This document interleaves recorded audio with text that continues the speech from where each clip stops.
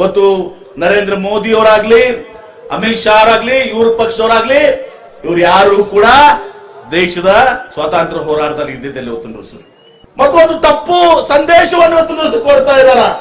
ಇದು ಕೇವಲ ಹಿಂದೂ ಮತ್ತು ಮುಸಲ್ಮಾನರ ಮಧ್ಯೆ ಇದೆ ಅಂತ ಹೇಳಿ ದೇಶಕ್ಕೆ ಹೋರಾಟ ಮಾಡಿದಂತವರು ನಾವು ಇವತ್ತು ದಿವಸ.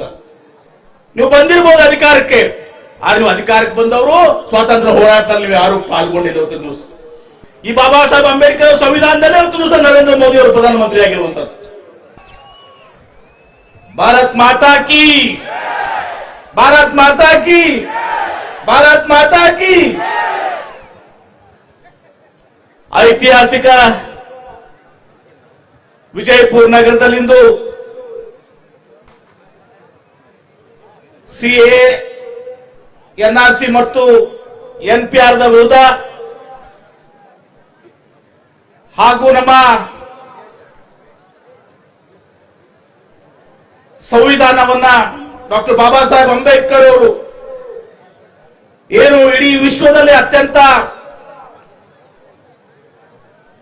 ಒಂದು ಪ್ರಭಾವಿ ಹಾಗೂ ಸುಂದರವಾದಂತ ಒಂದು ಸಂವಿಧಾನವನ್ನು ಕೊಟ್ಟಿದ್ದಾರೆ.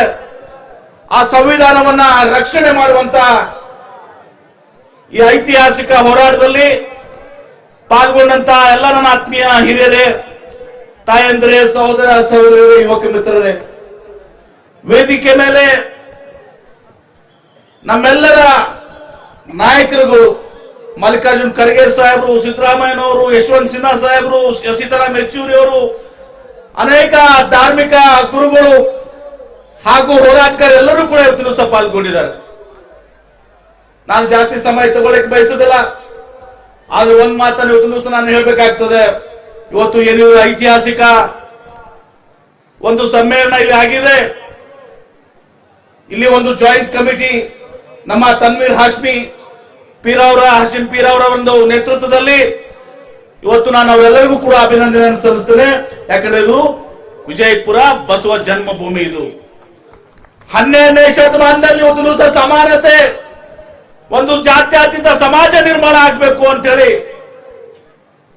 ಏನು ಬಸವಣ್ಣವರು ಬಯಸಿದ್ರು. ಬಸವಣ್ಣವರ ಜನ್ಮಸ್ಥಳ ಇವತ್ತು ದಿವಸ ವಿಜಯಪುರ. ಅನುಭವ ಮಂಟಪದ ಮೂಲಕ ಪ್ರಪ್ರಥಮ ಪಾರ್ಲಿಮೆಂಟ್ ಅನ್ನು ಕೊಟ್ಟಂತವರು ಬಸವಣ್ಣವರು ತುಂದುಸ. ಆ ಅನುಭವ ಮಂಟಪದಲ್ಲಿ ಎಲ್ಲಾ ಜಾತಿಯ ಜನರು ತುಂದುಸ ಇದ್ರು. ತುಂದುಸ ಅದರಲ್ಲಿ ಮುಸಲ್ಮಾನರು ಕೂಡ ಇದ್ರು. ಮರಸಿದ್ದ ಅಂತ ಹೇಳಿ ಅಫ್ಘಾನಿಸ್ತಾನ ಬಂದಂತವರು ಮರಸಿದ್ದ ಮುಸಲ್ಮಾನರು ಕೂಡ ಇದ್ರು. ಸಣ್ಣ ಸಣ್ಣ ಸಮಾಜಗಳಿಗೆಲ್ಲ ಕೂಡ ಇವತ್ತು ಸಹ ಆ ಅನುಭವ ಮಂಟಪದಲ್ಲಿ ಇರುವಂತದ್ದು. ಅಂತ ಒಂದು ಶ್ರೇಷ್ಠವಾದಂತ ನಮ್ಮ ಭಾರತ ದೇಶ,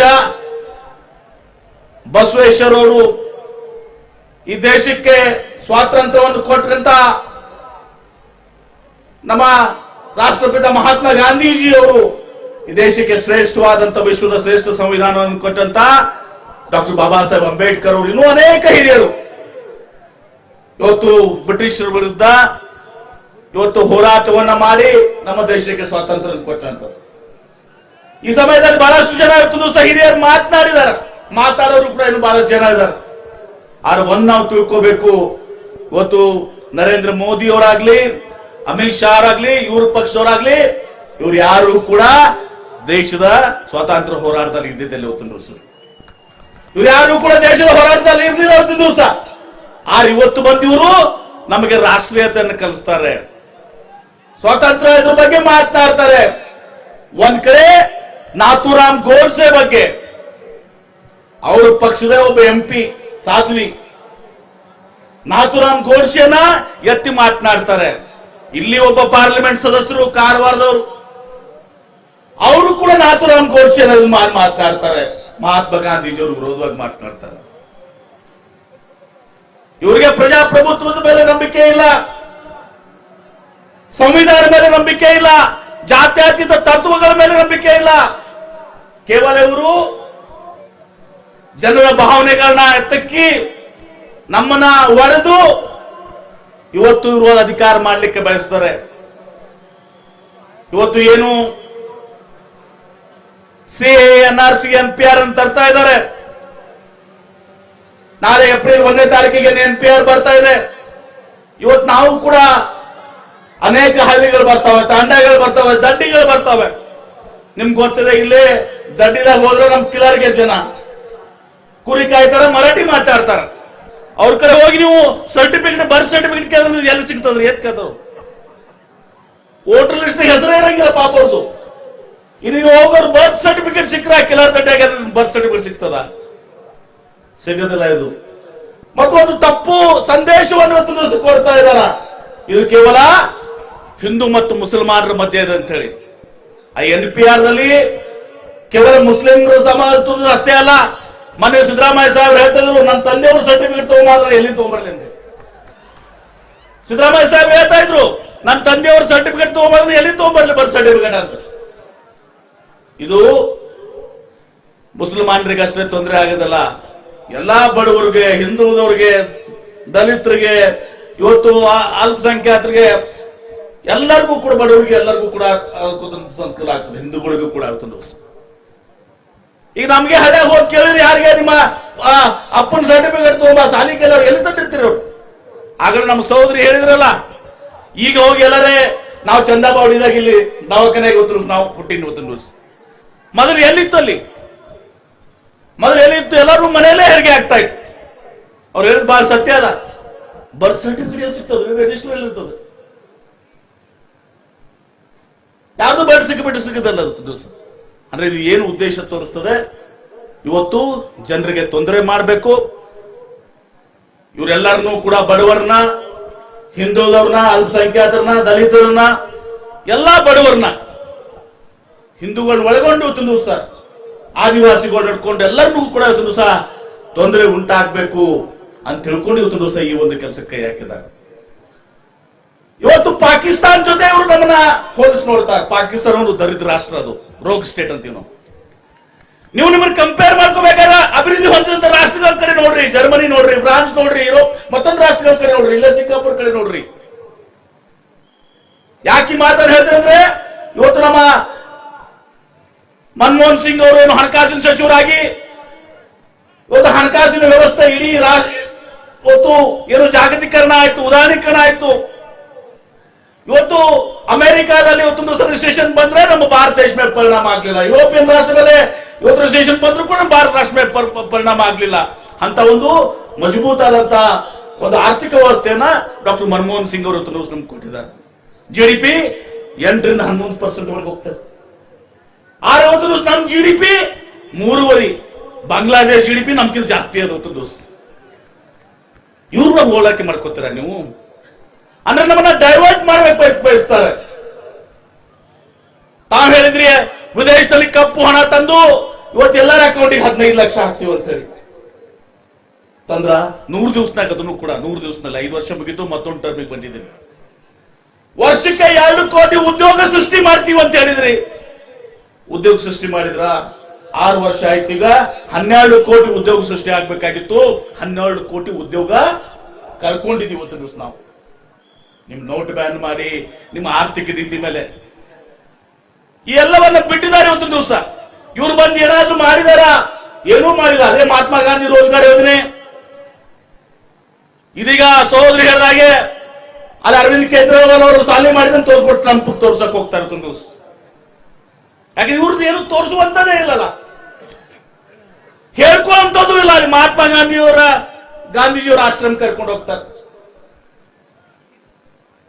ಇವರಿಗೆ ತಮ್ಮ ಹತ್ರ ಏನು ಬಂಡವಾಳ ಇಲ್ಲ ಇವತ್ತು ಜೀವಿತ. ಇವ್ರು ಮಾಡಿದ್ದು ಕೂಡ ಏನೂ ಇಲ್ಲ. ಕೇವಲ ಧರ್ಮದ ಹೆಸರು ಮೇಲೆ, ಜಾತಿ ಹೆಸರು ಮೇಲೆ ನಮ್ಮನ್ನ ವಿಭಜನೆ ಮಾಡಿ ಇಂಥ ಗುಲ್ಲೆಬ್ಬಿಸಿ ಇವತ್ತು ನಮ್ಮನ್ನ ಆಳ್ಬೇಕು, ಒಡೆದು ಆಳ್ಬೇಕಂತ ಬಯಸ್ತಾರೆ. ಅದಕ್ಕೆ ನಾವು ಬಹಳ ಎಚ್ಚರಿಕೆಯಿಂದ ಇವತ್ತು ನಾವು ಸಂಘಟಿತರಾಗಿ, ಇವತ್ತು ಭಾರತ ದೇಶ ನಮ್ಮ ಎಲ್ಲ ಪ್ರತಿಯೊಬ್ಬ ಎಲ್ಲ ಹಿಂದೂ, ಮುಸಲ್ಮಾನ, ಸಿಖ್, ಕ್ರೈಸ್ತ, ಎಲ್ಲ ಬೌದ್ಧ, ಎಲ್ಲಾ ಒಂದು ಧರ್ಮದವರು ರಾಷ್ಟ್ರ ನಮ್ಮದಿದೆ. ಇವತ್ತು ದಿವಸ ದೇಶಕ್ಕೆ ಹೋರಾಟ ಮಾಡಿದಂತವರು ನಾವು ಇವತ್ತು ದಿವಸ. ನೀವು ಬಂದಿರಬಹುದು ಅಧಿಕಾರಕ್ಕೆ, ಆದ್ರೆ ನೀವು ಅಧಿಕಾರಕ್ಕೆ ಬಂದವರು ಸ್ವಾತಂತ್ರ್ಯ ಹೋರಾಟದಲ್ಲಿ ನೀವು ಯಾರು ಪಾಲ್ಗೊಂಡಿಲ್ಲ ಇವತ್ತು ದಿವಸ. ಖರ್ಗೆ ಸಾಹೇಬರು ಬಹಳ ಚೆನ್ನಾಗಿ ಹೇಳ್ತಾರೆ ಅದನ್ನ. ಸ್ವಾತಂತ್ರ್ಯ ಹೋರಾಟದಾಗ ಇವ್ರ ಮನೆಯಾಗ ಮನುಷ್ಯರಂತೂ ಸಾಹೇಬ್ ಬಿಡ್ಲಿ, ಯಾವ ಪ್ರಾಣಿ ಪಕ್ಷಿಗಳು ಸತ್ತಿಲ್ಲ ಅಂತೇಳಿ. ಅದಕ್ಕೆ ನಾನು ಇವತ್ತು ದಿವಸ ಇದನ್ನ ಏನು ಹೋರಾಟವನ್ನ ಬೆಂಬಲಿಸಿ ಇವತ್ತು ಕೇವಲ ಈ ಹೋರಾಟದಲ್ಲಿ ನಾವು ಎಲ್ಲಾ ಜಾತಿ ವರ್ಗದ ಜನರು, ಇವತ್ತು ನಾವು ಹಿಂದೂಗಳು, ನಾವೆಲ್ಲರೂ ಕೂಡ ಹೆಚ್ಚಿನ ಸಂಖ್ಯೆಯಲ್ಲಿ ಭಾಗವಹಿಸಿ ಇವತ್ತು ನಾವು ತಿಳಿಸಬೇಕಾಗಿದೆ. ಇವರ ಅಪಪ್ರಚಾರ ಏನಿದೆ, ಇವರ ಭಾವನಾತ್ಮಕ ವಿಷಯಗಳನ್ನ ಎತ್ತಿ ಇವತ್ತು ಸಹ ನಮ್ಮನ್ನೇನು ಡೈವರ್ಟ್ ಮಾಡ್ಬೇಕಾಗ್ತದೆ ಬಯಸಿದರೆ ನಮ್ಮನ್ನು ಒಡೆದಾಡುವಂತ ನೀತಿ ಇದೆ. ಅದನ್ನ ಇವತ್ತು ಸಹ ನಾವು ಬಹಳ ಎಚ್ಚರಿಕೆಯಿಂದ ಎತ್ಕೊಂಡು ಇವತ್ತು ನಮ್ಮ ದೇಶದ ಸಂವಿಧಾನ, ಈ ಸಂವಿಧಾನ ಇಡೀ ಪ್ರಪಂಚದಲ್ಲಿ ಶ್ರೇಷ್ಠವಾದಂತಹ ಸಂವಿಧಾನ ಡಾಕ್ಟರ್ ಬಾಬಾ ಸಾಹೇಬ್ ಅಂಬೇಡ್ಕರ್ ಸಂವಿಧಾನ. ಈ ಬಾಬಾ ಸಾಹೇಬ್ ಅಂಬೇಡ್ಕರ್ ಸಂವಿಧಾನದಲ್ಲೇ ಇವತ್ತು ಸಹ ನರೇಂದ್ರ ಮೋದಿ ಅವರು ಪ್ರಧಾನಮಂತ್ರಿ ಆಗಿರುವಂತದ್ದು. ಅದಕ್ಕೆ ನಮ್ಮ ಸಂವಿಧಾನವನ್ನು ರಕ್ಷಣೆ ಮಾಡಬೇಕು, ನಮ್ಮ ಜಾತ್ಯತೀತ ತತ್ವಗಳನ್ನ ಎತ್ತಿ ಹಿಡಿಬೇಕು, ಆ ದಿಶೆಯಲ್ಲಿ ನಾವೆಲ್ಲರೂ ಕೂಡ ಕೈ ಜೋಡಿಸಬೇಕು ಅನ್ನೋ ಒಂದು ಮಾತನ್ನು ಹೇಳಿ ಇವತ್ತು ತನ್ವೀರ್ ರೇಷ್ಮಿ ಅವರು ಬಹಳ ಅವ್ರ ಮತ್ತೆ ಎಲ್ಲ ಅವರ ಕಮಿಟಿಯವರು ಇಂತ ಒಂದು ಬಹಳ ಸುಸಜ್ಜಿತವಾದಂತ ಒಂದು ಒಳ್ಳೆ ಕಾರ್ಯಕ್ರಮ ಮಾಡಿದ್ದಾರೆ. ನಾನು ಅವ್ರಿಗೆ ಅಭಿನಂದಿಸ್ತೇನೆ, ತಮ್ಮೆಲ್ಲರಿಗೂ ಕೂಡ ಅಭಿನಂದಿಸ್ತೇನೆ. ಹಾಗೂ ನಾವೆಲ್ಲರೂ ನಮ್ಮ ಒಗ್ಗಟ್ಟನ್ನ ನಾವು ಪ್ರದರ್ಶನ ಮಾಡಬೇಕು.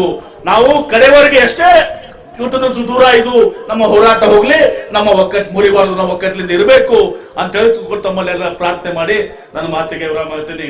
ಮತ್ತೊಮ್ಮೆ ಭಾರತ್ ಮಾತಾ ಕಿ, ಭಾರತ್ ಮಾತಾ ಕಿ, ಭಾರತ್ ಮಾತಾ ಕಿ, ಜೋರಾಗಿ ಹೇಳ್ಬೇಕು ಒಂದು ಸ್ವಲ್ಪ, ಭಾರತ್ ಮಾತಾ ಕಿ, ಭಾರತ್ ಮಾತಾ ಕಿ, ಭಾರತ್ ಮಾತಾ ಕಿ. धन्यवाद। आपकी सुविधा के लिए हमने बनाया बी न्यूज़ नेशन ऐप, जो आप गूगल प्ले स्टोर में जाकर डाउनलोड कर सकते हैं। इस ऐप में वीडियो न्यूज़ देखने के साथ साथ आप देश भर की न्यूज़ पढ़ भी सकते हैं, कन्नड़ा और उर्दू ज़बान में। तो जाइए प्ले स्टोर में और अभी भी न्यूज़ नेशन ऐप को डाउनलोड कीजिए देश भर की खबरों को देखने के लिए।